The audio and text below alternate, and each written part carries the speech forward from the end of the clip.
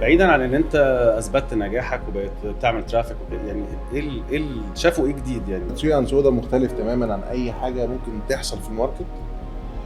انا لو حبيت اعمل سودا تاني ما اعرفش. محدش جه قال احنا عندنا كوزين مصري واضح وصريح. احنا مهجنين شويه في الموضوع ده. ما خفتش بقى ان الاسم ممكن يكون غريب شويه على الناس؟ ما حميد سماش برجر بس طبعا. اسمه حميد. طلع الترند القهوه فدخلت في فاسكو. دخلت القهوه وبعدين بقت ترند. قراراتك بتبقى اجريسيف او صعبه وبتبقى بيفضلوا قاعدين مستنيين اقع بس ما بقعش. قراراتك بتبقى اجريسيف او صعبه وبتبقى جامده قوي على الماركت مره واحده فما تقلقش. بيفضلوا قاعدين مستنيين اقع بس ما بقعش. حصلت قدام عيني ده الراجل ده مش هيكمل، الراجل ده معرفش ايه، فاهم؟ الراجل ده مش بص ده ساعات بتاخد الهدوء انه فشل ماشي يعني. صح. انا ساعات صح. بختفي تماما صح. تماما صح. تماما. حلو. بس هو الاختفاء ده عشان انا مش محتاج اظهر يعني. مش انا ابراهيم ناجي انا بتكلم. ايوه كبرا يعني فاهم اللي هو بتهدى في ما الوقت بتعملش اللي هو اكسبانشن. خليك اصل احنا فاسكو. خليني احكي لك مثلا قصه فاسكو. ماشي. احنا فاسكو ده احنا دخلنا عملنا اكوزيشن في اخر 2021. اوكي. اول ما دخلنا ذاكرنا بقى كوفي هاوسز عموما وكوفي اندستري.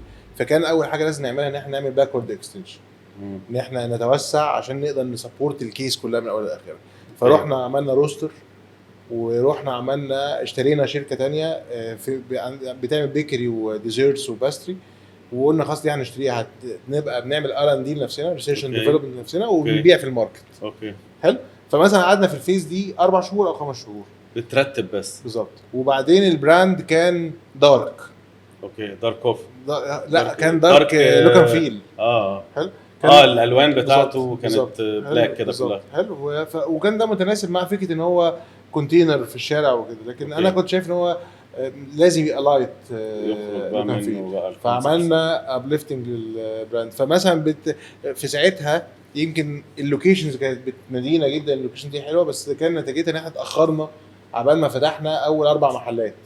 يعني ماضينا عقودهم وقعدنا اتاخرنا شويه 4 شهور عن الطبيعي بتاعنا تقريبا. فبدا يتقال ايه ده فاسكو بيقع. ده مش عارف يكمل. خيشوا دول اشتروا هو مش عارف يكمل. فاهم ده مفيش براند اصلا. حضرت الفتره. وبعدين بقى من بعديها الحمد لله جرينا فتحنا. جريتوا مره واحده فعلا في كل حته ورا بعضيهم. الحمد لله. احنا عندنا مصنع اللي هو عزايم فود اندستريز. ده البي تو بي سبلايز ارم بتاعنا لكل بقى لفاسكو او لفاسكو. هو مين مختص بالديزرت وباستري وساندويتشز وسالادز وسناكس. فمين اللي بنسبلاي بي تو بي كوفي هاوسز شغالين مع معظم السبيشاليتي كوفي هاوسز. بيعمل ساندويتشز سالادز باستري ديزرتس. حلو جدا. فكل الحته وبيكري. فبنورد ديلي فريش برودكتس حتى بره فاسكو مش كمان فاسكو. حلو قوي. حلو قوي. وبعدين مثلا بدات البويكوت بدا في مصر بالظبط. احنا كنا اول ناس نعمل كابسولز. فاحنا فاسكو فيه كومباتبل كابسولز مع نسبريسو ماشينز. ففاسكو عملناها اول ناس. فده لازم اجريسيف ديسيجن. المقاطعه بدات الصبح احنا اخر يوم كنا عندنا كابسولز. فاهم ايه اللي هيحصل بعد كده مش مهم يعني. ممكن تطلع بس انت بتحاول تغطي الجاب اللي هتقع بكره وتبقى في الاخر تقدر تقعد على الكرسي تقول انا اول واحد. يا اما ما تقعدش على الكرسي اصلا. صح. فاهم يعني في حاجات كتير على فكره. في افكار كتير قبل ما ذاكرناها كانت طلعت لايف عند ناس ثانيه. خلاص ما طلعناش يعني. مش لا بس المقاطعه كده انت يعني في ناس استغلت المقاطعه صح. لان الناس المايند سيت بتاعها اتغير. احنا كنا اكتر براند قهوه جاهز لاستقبال المقاطعه. حلو قوي. يعني معظم الكوفي هاوسز وانا بحبهم كلهم وعميل عندهم يعني.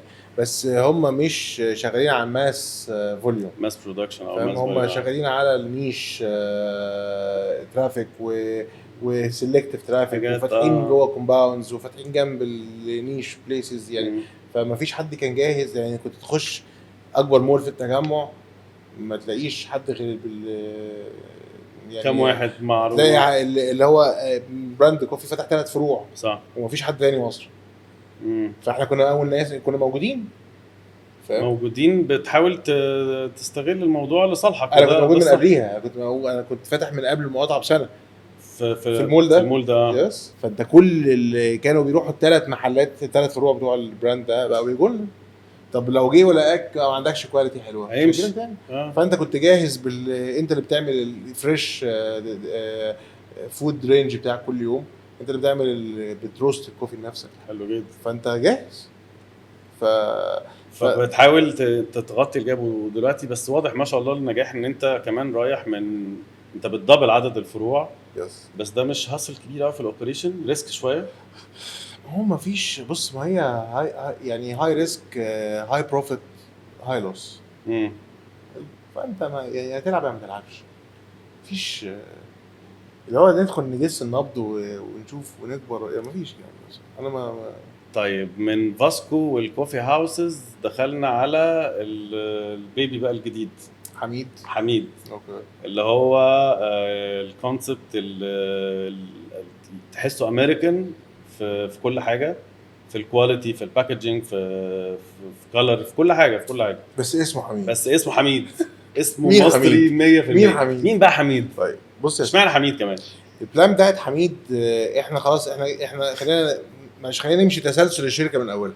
احنا عملنا تشيكن سودا كوزين مصري للسوق المصري، متفقين؟ اوكي. في فيز 1. فيز 2 على فكره دلوقتي ان احنا بنعمل الابليفتنج بتاع براند، عشان فيز 3 هنبدا نبقى بنلعب ان احنا ان شاء الله نبقى الايكونيك ايجيبشن كوزين بره مصر. يعني اروح اي مدينه افتح فيها فرع واحد للتشيكن سودا يبقى الايكونيك ايجيبشن كوزين. حلو كده. اوكي. طيب كان فيز 2 بالنسبه لنا ان احنا نلعب لعبه جلوبال، يعني نجيب حق انترناشونال اللي هو فاسكو تسا جلوبال لانجويج يعني، ونلعبها ونقدمها لمصر. اوكي. يعني الاول كوزين مصري في مصر، وبعد كده انترناشونال في مصر. اوكي. وبعد كده الثالثه بقى كانت ان احنا تعالى نعمل بقى كوزين نصدره. ماشي. فحميد ليه اسمه حميد اللي هي الحاجه الطيبه، الحاجه الحميده. فلما تيجي تفتح في اي بلد اجنبيه فانت حلال وعربي، وهيبقى عندك تويست في حبه ايتمز عربيه يعني. لا فهمني الحته بتاعت التويست دي. طيب يعني لما نيجي نفتح بره مصر فيها اد اونز هتحصل فيها تويست عربي شارع. مش حاطينه احنا مش حاطينه مش عشان بس البوزيشننج، عشان انه نيد. بره مصر جي سي سي يعني ولا بره مصر؟ لا يوروب. دي البلان. فانت وقاليا على يوروب فعلا بالظبط. وهو خلي بالك مثلا في حواوشي موجود في المينيو فعلا، بس مش حاطينه في مصر. مش في مصر. ايه الاحتياج اللي تحطه في مصر؟ فاهم؟ لكن لما تبقى مثلا فاتح في ميلانو وبتبيع سماش برجر وحواوشي طبعا فاهم، فالموضوع مختلف خالص تماما. وده الدايركشن انتوا رايحين ميلانو. يعني مش شرط تبقى ميلانو. حلو. ممكن بس ممكن تكون ميلانو. بس في الاخر احنا رايحين يوروب مش يعني. حلو قوي. ممكن يكون يعني جي سي سي. احنا بص انا ما بتعاملش مع جي سي سي ان هي جلوبال اكسبانشن في الحقيقه. يعني جي سي شبهنا يعني ما اقدرش اقول ان انا لما اروح السعوديه فانا هختلف. هم بيجوا اصلا هنا ياكلوا الحاجات دي.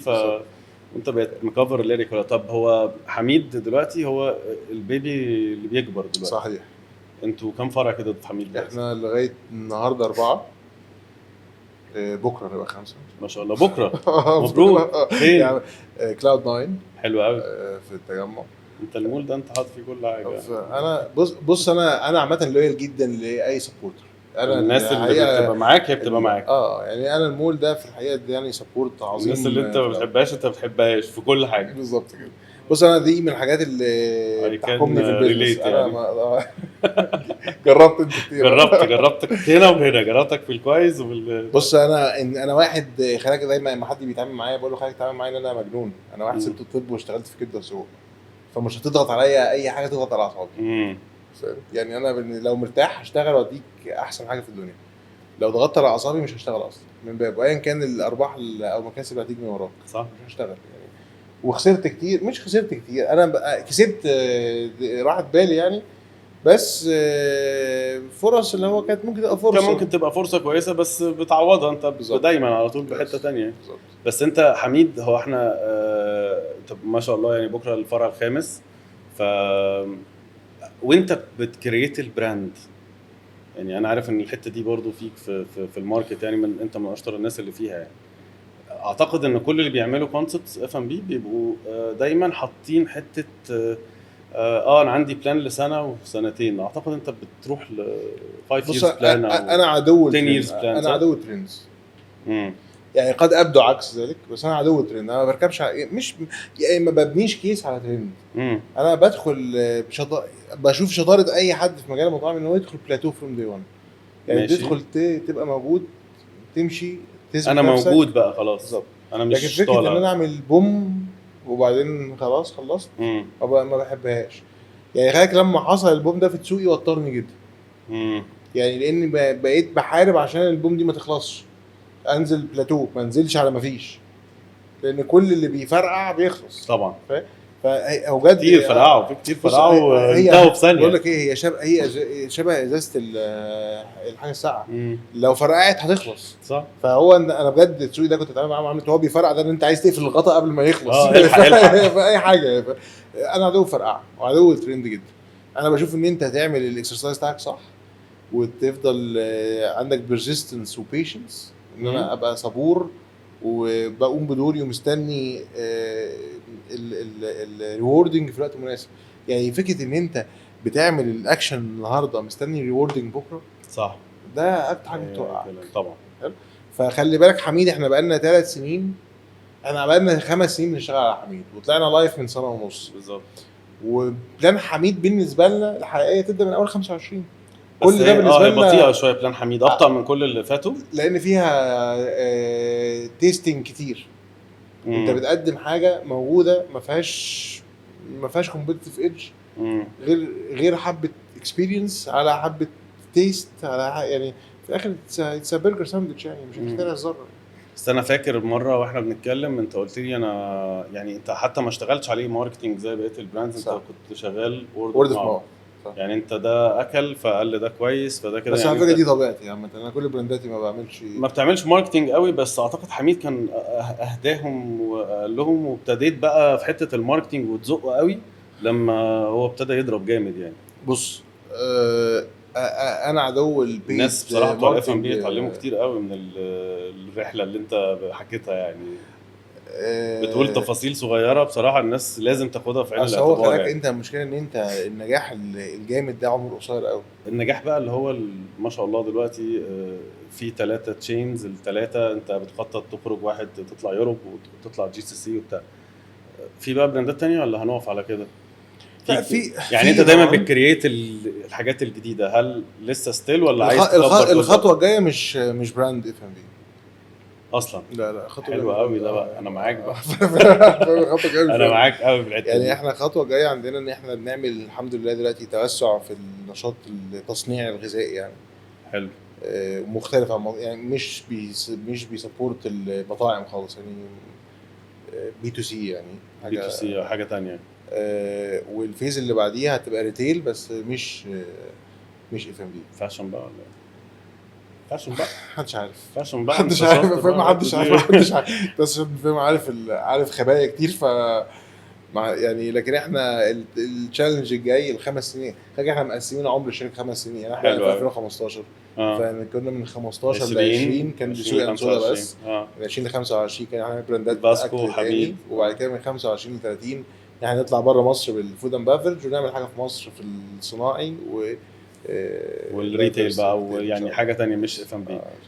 طيب سؤال بقى كده للناس يعني القليلين اللي هم الناجحين في مجالهم، النجاح بقى الكبير قوي ده ما غيركش بقى على الموظفين عندك او حسسك ان انت لا انا بقيت انت ما شاء الله دلوقتي في عدد فروع بنتكلم في تشينز كبيره وانت على راس المجموعه، ما لحد وقت قريب كنت انت المانجر او بتليد الاورجنايزيشن كلها يعني. ده ما غيركش؟ ما غيرش شخصيتك؟ ما غيرش يعني بتتعامل زي مع الناس؟ ما هو خلينا نتفق على حاجه بس، من النقط المهمه او قناعاتي المهمه في الحياه حاجتين: ما تفخمش حجم حاجه مش كبيره، وما تقللش من حجم انجاز انت عامله مهما كان صغير. يعني انك تفضل دايما في النص. يعني احنا ما طلعناش الذره الامور يعني الوسط. يعني ما انا مش احمد زويل يعني. يعني فاهم، انا في الاخر عملت براندات لطيفه ربنا كتب لنا التوفيق، كبرت او صغرت بقى دي اتس ماتر اوف رزق ربنا يعني. لكن انا ما احمد زويل بتاع المطاعم.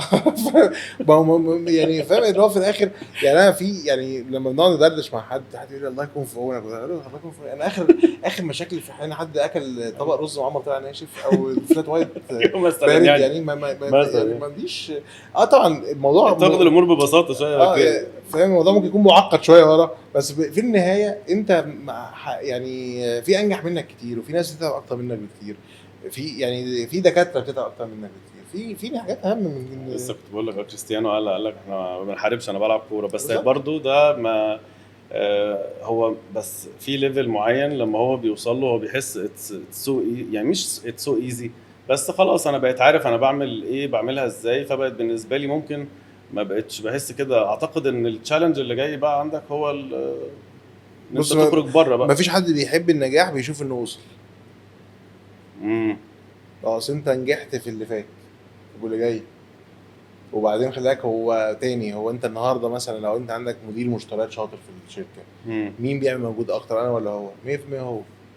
طب مين فينا اهم للشركه؟ على حسب بتعمل ايه. يعني هو لو مشتراش صح انا مش هعرف اعمل اي حاجه من اللي انا بعملها. فهو خلاك بتهيألي اهم حاجه في القصه دي ان انت تفصل ما بين ان انت صاحب الشركه وان انت بتدير الشركه. انت كصاحب شركه ممكن تبقى اغنى من كده مليون مره لو كنت كملت في مجال تاني او عملت حاجه تانيه يعني. صح. كمدير للشركه اتس بوزيشن يعني بوزيشن في الاول يعني انا كان اصعب قرار اخده على فكره ان انا اكتفي بالديفلوبمنت، ان انا امسك يعني انا دلوقتي ماسك في الشركه قطاع التطوير، الانوفيشن بقى كل حاجه، الانوفيشن كريتيفيتي كريتيف، ان انا كريت ايتمز جديده، اشتغل على اللوك اند فيل بتاع المحلات الجديده، احسن الكاستمر اكسبيرينس. داخلين يعني داخل المرحله الجايه مرحله الفاين تونينج بالنسبه لي يعني. حلو. بس الستيب باك ان انت بقى تسلم مفتاح الشركه لحد تاني يسوقها دي اصعب، يعني ده اصعب كتير من فرحتك بان انت بقيت شركه كبيره. بس هو في لحظه ما انا عندي 35 سنه، فكنت ينفع كنت ابقى سي او شركه عندها براند، ينفع كنت ابقى سي او شركه عندها براندين، لكن 3 براندات ومصنع اللي محتاج حد يكون عنده اكسبيرينس. فكان لازم تكتفي ان انت تتفرج تاخد خطوه ورا وتسيب حد عنده خبره يسوق. قرار شجاع، قرار مهم لمصلحه وشجاع ومهم للبيزنس يعني. يا ريت الناس تتعلم. هي خلاك دي اكتر حاجه ممكن تغرق الناس، انت شايف ان انت اكتر حاجه بتفهم. انا بعرف اعمل كل حاجه بالظبط، لكن مفيش حاجه تستدعي ان حد يتغير زي ما بنخترعش الذره يعني. انا عايز اسالك سؤال فضولي شويه، هو مين اللي بيخترع الميلك تشيك الحلاوه الرز المعمر بالترافل بالكده يعني؟ هل ده تيم ولا بص بنخترع ويلا وزي ما تيجي الحاجات اللي هي ما بيجيش في فلاتات كده معينه انت وبتماركت عليها كمان، تعملها ماركتنج اكتر شويه. طيب كل واحد ليه دور ماشي، بس الفكره جايه من عندي، بس از ان ده ماي بوزيشن يعني. انا فروم دي 1 والار ان دي معايا من قبل ما نسميه ار ان دي يعني، من ايام كنا بنعمل منيو يعني ايوه. لكن دلوقتي بس انا مثلا ما كنتش اقدر اعمل ده غير لو انا متاكد ان في كولينيري شيف في ظهري قوي هيعرف ينفذ اللي انا بقوله. ساعات بقول حاجات اي حد يعني. انا اكتر ايتم بنبيعه في تشيكن سودا مكرونه جبنه سايحه فراخ كريسبي. التقليدي؟ لا مش تقليدي جدا. لو رحت لاي شيف شاطر يقول لك مش هحط فراخ كريسبي جوه مكرونه وايت صوص. استحاله، غلط يعني. كولينيري سكيلز او كولينيري ستاندردز غلط. بردوشه ما ينفعش تحط حاجه بانيه جوه. بس انت معاك كولينيري شيف مؤمن بالتغيير وفليكسبل، فبقيت انا بحلم او ببقى شايف ان دي هتنفع وهو بينفذ اللي انا بقوله. حلو. وتيم بقى بيبيع. وانا في الاخر لو انت عندك الاولد فاشن سكول اللي هو لما تيجي تقول احنا عايزين نبيع رز معمر ترافل كباب حله، بالعقليته هيوقعك. ان هو شايف ان هو مش حلو فمش هبيعه. بلاش. احنا في حميد من اسبوعين في الساحل عندنا فرع لطيف جدا الحمد لله في الساحل يعني بتاع لسه الذهب بس. فكنا عايز ننزل ساندوتش جديد، فنزلنا ساندوتش اسمه 90's بانيه. 90's بانيه بتاع التسعينات. حلو. بيض وبقسماط عادي جدا يعني. كسر الدنيا بجد.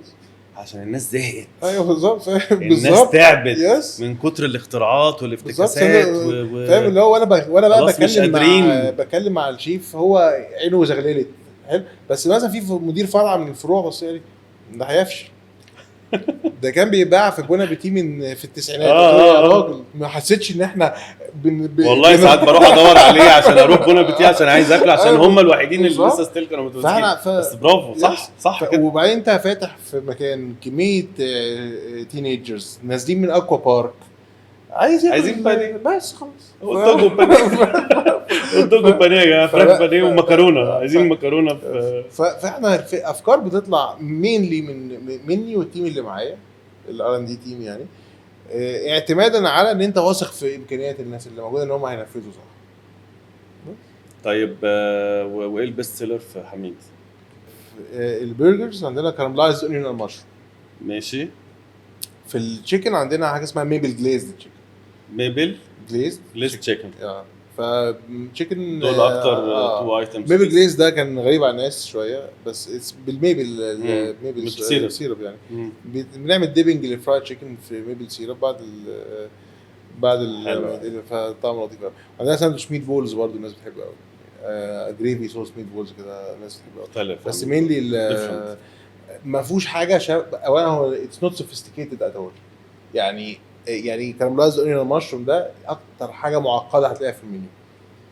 بقيه المنيو اوريجينال ساندويتش كلاسيك ساندويتش يعني وانا بقول لك هو الموتو بتاعنا اوريجينال ساندويتشز. فانا مش هاجي في وقت من الاوقات احط بقى صوص جبنه بيطلع من الساندويتش من تحت وينط لك فوق، ما بعرفش اعمل، انا مش عايز اعمل كده خالص يعني.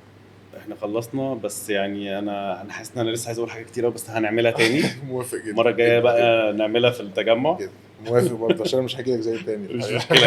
انت شرفتني ونورتني بجد، وانا مبسوط جدا جدا جدا ان انت جيت ري توكس. انت واحده من الحلقات المهمه جدا بالنسبه لي بجد. ميرسي الله وان شاء الله ان شاء الله كده نتقابل تاني.